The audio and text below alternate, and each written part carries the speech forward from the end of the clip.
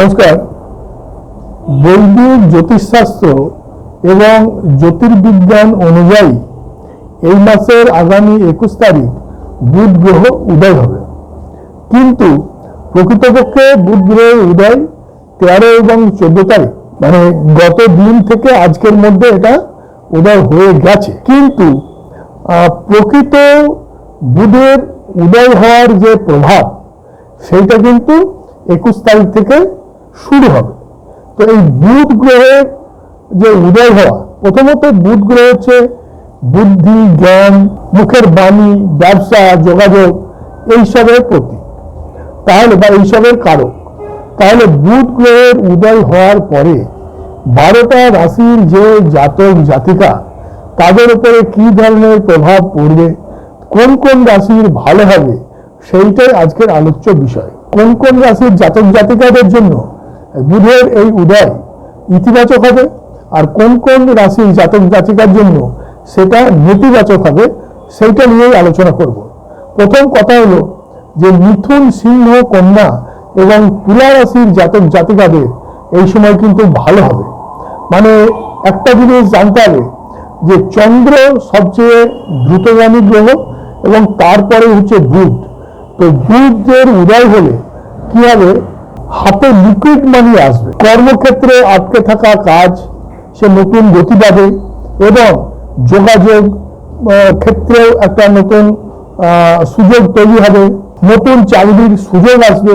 যারা ব্যবসা করেন ব্যবসার ক্ষেত্রে নতুন কাস্টমার বা যে নেগোসিয়েশনটা দীর্ঘদিন ধরে আটকে আছে, হয়তো নেগোসিয়েশনের মাধ্যমে সেই কাজটা মানে শুরু করার বা অর্ডার পাওয়ার একটা জায়গা তৈরি হবে। প্রথমেই দেখব যে মিথুন রাশির জাতক জাতিকাদের কি হবে। যারা মিথুন রাশির জাতক জাতিকা, দেখুন মিথুন রাশির অধিপতি গ্রহ হচ্ছে বুধ। এই রাশির যারা জাতক জাতিকা তাদের কর্মক্ষেত্রে আটকে থাকা কাজ এবং তাদের যে হাতে যেটা টাকা পয়সার এতদিন ধরে একটু শর্টেজ আসছিল, সেই লিকুইড মানি তাদের হাতে কিন্তু এই সময় আসবে। চাকরির ক্ষেত্রে নতুন সুযোগ আসবে, ব্যবসায় নতুন সুযোগ পাবে। মোট কথা হলো একটা আর্থিক উন্নতি, সেই দিকটা কিন্তু এদের খুলে যাবে। সিংহ রাশির যারা জাতক জাতিকা তাদের এই বুধের উদয়ের ফলে কি ফল বা কি সুফল লাভ হবে। সিংহ রাশির জাতক জাতিকাদের যোগাযোগের ক্ষেত্রে একটা বিরাট সফলতা আসবে।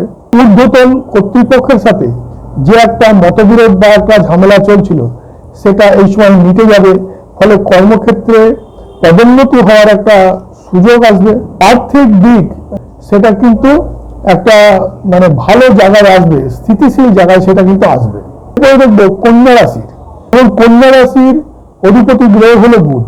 সেই বুধ গ্রহ উদয় হওয়ার পরে কন্যা রাশির জাতক জাতিকাদের কি হবে, কন্যা রাশির জাতক জাতিকারা যে নতুন কোনো কাজের ব্যাপারে সিদ্ধান্ত নেওয়া বা বুদ্ধি, এই ব্যাপারটাতে তাদের একটু এই সময় মানে কি বলে হিচকিচ, মানে কি সিদ্ধান্ত নেবে সেই ব্যাপারে একটা তারা জড়তার মধ্যে ছিল। সেই জায়গাটা অর্থাৎ তাদের বুদ্ধি এবং সিদ্ধান্ত নেওয়ার যে ক্ষমতা সেইটা কিন্তু তারা পাবে। আর এই সময় নতুন কোনো বড় কাজের দায়িত্ব তাদের উপরে আসবে, অর্থাৎ মোট কথা হলো আর্থিক দিকটা অনেক ভালো হয়ে যাবে।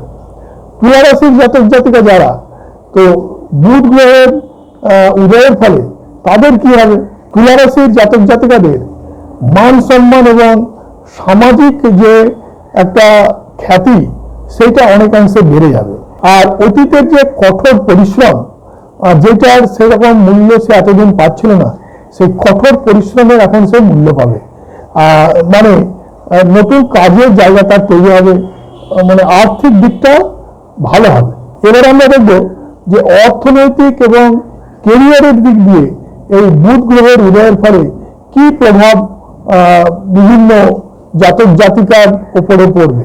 যারা লেখালেখি করেন, যারা মার্কেটিং করেন, যারা শিক্ষার সাথে যুক্ত, টিচার বা গণমাধ্যমের সাথে যারা যুক্ত, যারা ব্যাংকিং ক্ষেত্রে আছেন, এই সমস্ত পেশায় যারা যুক্ত আছেন, এই সময় তাদের বিরাট বড় সফলতা আসবে। কারণ তাদের ক্ষেত্রে আর্থিক উন্নতির একটা দিগন্ত এই সময় খুলে যাবে। তাদের দীর্ঘদিন ধরে কোনো জায়গায় টাকা আটকে ছিল বা কাজের মধ্যে যারা যুক্ত ছিলেন, কাজ কমপ্লিট করতে পারছিলেন না, এই সময় সে আটকে থাকা টাকা তারা ফিরে পাবেন এবং নতুন করে কাজ শুরু করতে পারবেন।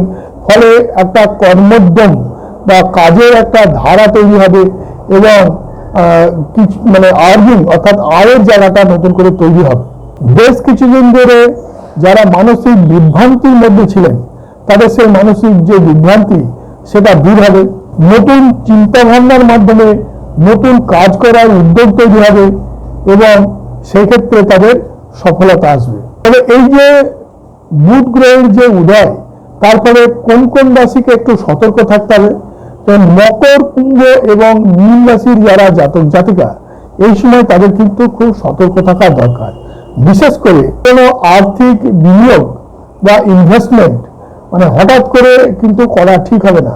সেই ক্ষেত্রে খুব বুঝে সুঝে ভেবে চিনতে কোনো ভালো অভিজ্ঞ ব্যক্তির পরামর্শ নিয়ে সেটা করা উচিত, অথবা সেটা এই সময় বন্ধ রাখা উচিত। তারপরে কোনো আইনি জটিলতা বা কোনো আইনি কাগজপত্র ভালো করে পড়ে বুঝে তবেই সেখানে স্বাক্ষর করা উচিত। হঠাৎ করে মানে স্বাক্ষর করে দিলে পরে বিরাট বড় ক্ষতি হয়ে যাওয়ার একটা চান্স রয়েছে। বুধ, প্রথমেই বললাম, বুধ হচ্ছে মুখের বাণী অর্থাৎ বাক্য।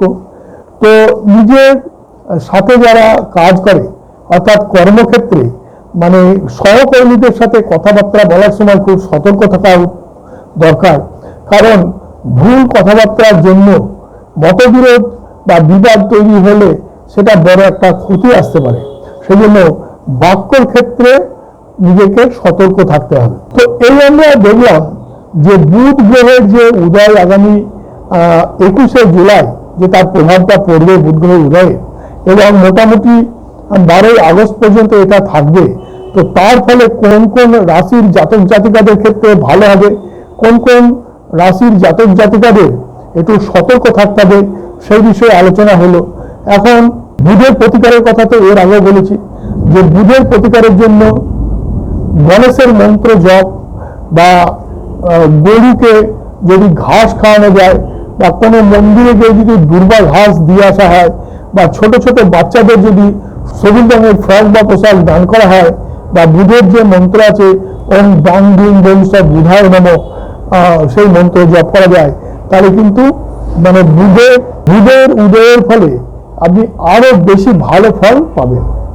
তো আজকেও বলবো যে যাদের আমার অনুষ্ঠান ভালো লাগে তারা অবশ্যই আমাকে লাইক করবেন, এবং যারা নতুন আমার অনুষ্ঠান দেখছেন তারা পরবর্তী অনুষ্ঠান যাতে পোস্টিং করার সাথে সাথে পেয়ে যান তার জন্য তারা সাবস্ক্রাইব করবেন। সবাই খুব ভালো থাকবেন।